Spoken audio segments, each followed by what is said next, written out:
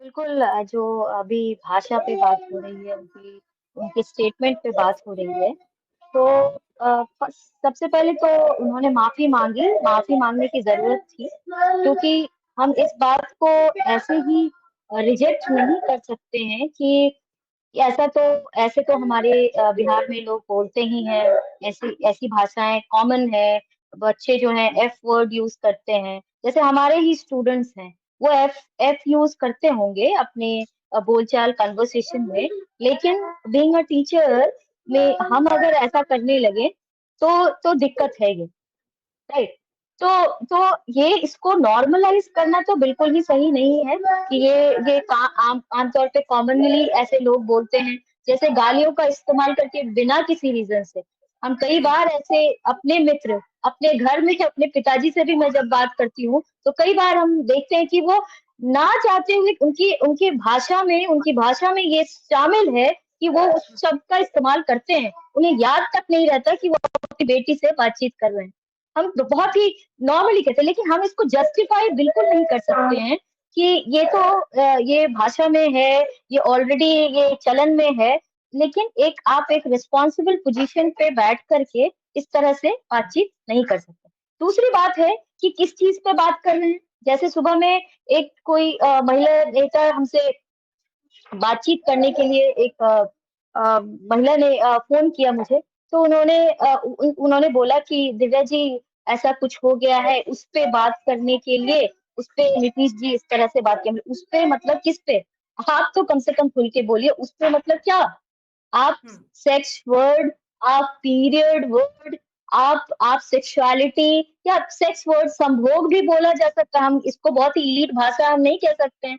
Sex is very common. अगर आप sex को ही के बारे में ही बात कर रहे हैं, तो उसके लिए वर्ड यूज करते, इतनी हिचकिचाहट किस बात की है? अगर आप उसके बारे में बातचीत कर रहे हैं तो नॉर्मली बोला जा सकता है। दूसरी बात जो मेरे दिमाग में आई, कि जब भी महिलाओं के एजुकेशन या एम्पावरमेंट की बात होती है, तो इस बात को लेकर के कि अगर एम्पावर होंगी, पढ़ेंगी, तो बच्चे कम पैदा करेंगी। क्या महिलाओं का एम्पावरमेंट, एजुकेशन, क्या बच्चे कम पैदा करने तक ही सीमित है?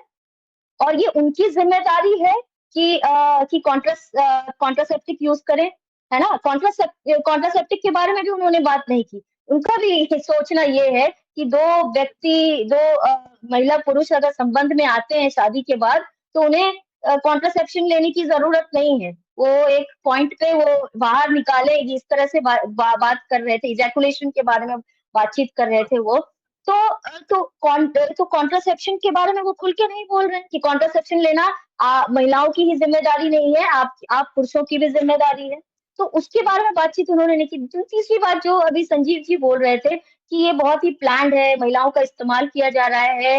हो सकता है कुछ महिलाएं जो पॉलिटिकल पार्टी से हो, और वो बीजेपी से हो, या इस तरह की जो ऑपोजिशन पार्टी की हो, वो अपने पार्टी के जो उनका लाइन है उसके हिसाब से वो बात कर रही हो। लेकिन ये सोचना, ये इंफेंटलाइज करना दिमाग में कि महिलाएं अगर आवाज उठा रही हैं, तो उनको कोई ना कोई उनको लीड कर रहा है, तो ऐसा नहीं है। और और मी टू मूवमेंट भी इसी पे था कि जरूरी नहीं है कि आप उसी समय उस बात को लेकर के आवाज उठाएं। हो सकता है कि आप उस समय में आप समझ ना पाए हो सकता है आप 2 दिन होकर के, महीने भर होकर के भी किसी चीज का, अगर आप उसका ऑपोजिशन या कुछ आप बोलना चाहते हैं, या आपके मन में कोई बात है, तो महिलाएं बोलती हैं। तो ये बहुत बहुत समय हम इन्फेंटलाइज महिलाओं को करते हैं कि ये चीजें। और दूसरी तीसरी बात कि नीतीश कुमार ने जो भी महिलाओं के लिए किया है, हम खुद बिहार से हैं, और हमने देखा है कि बहुत सारे ऐसे सेक्टर्स हैं जहाँ पे महिलाओं के लिए बहुत कुछ हुआ है। चाहे वो साइकिल हो, या फिर साइकिल योजना हो, या ड्रेस ड्रेस योजना हो, या तरह तरह की जो योजनाएं हैं, दोनों ही। इसमें आप कहेंगे कि हम दोनों को कंपेयर कर रहे हैं।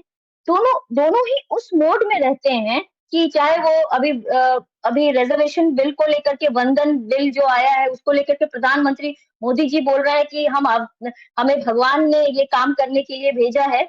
तो बिहार में भी हमें लगता है कि एक सेंसिटिव चीफ मिनिस्टर होने के नाते आप अपने राज्य की महिलाओं के लिए जो आप कर रहे हैं, उसके लिए महिलाएँ उनको वोट देती हैं।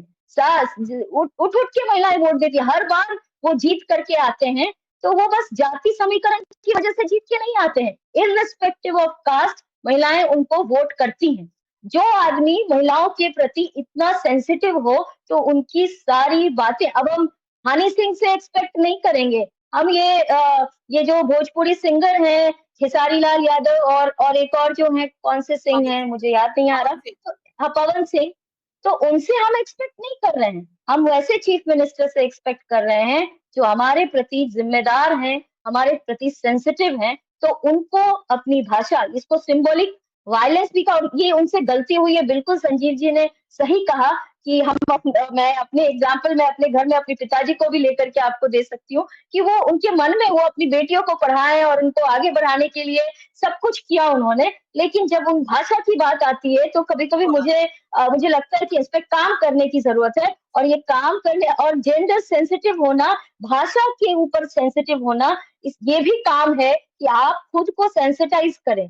पुरुषों को हमेशा मैंने लेफ्ट पार्टीज़, राइट पार्टीज़ हर जगह पे मैंने देखा है कि हर जगह पुरुष जो हैं वो अपने आप को हर बार कहते हैं, जैसे मैं जब इलेक्शन लड़ रही थी तो स्टूडेंट यूनियन इलेक्शन, तो लेफ्ट पार्टी में ही लोग कह रहे थे कि ये जो पटना यूनिवर्सिटी है वो पुरुषों का दबदबा है और ये हम लोग बहुत बड़ा रिस्क ले रहे हैं कि एक महिला को प्रेसिडेंट के लिए खड़ा कर रहे हैं, जैसे हमारे ऊपर उपकार किया जा रहा है।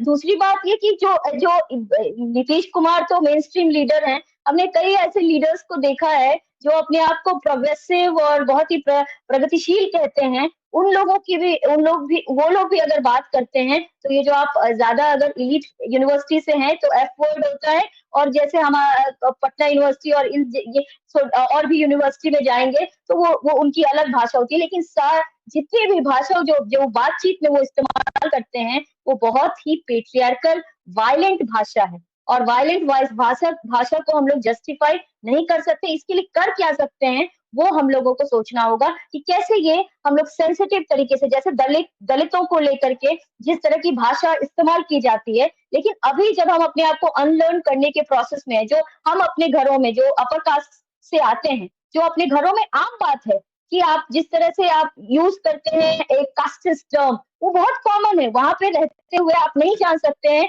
कि ये बहुत ही गलत है, ऐसी भाषा नहीं इस्तेमाल करनी चाहिए। लेकिन जब आप अनलर्न करते हैं, तो आप ये इन सब चीज़ों के लिए सेंसिटिव हो जाते हैं। वैसे ही हम अपने चीफ मिनिस्टर से ये एक्सपेक्ट करते हैं कि वो अपनी भाषा को लेकर के उतने ही सेंसिटिव हों, जितने अपने काम को लेकर के।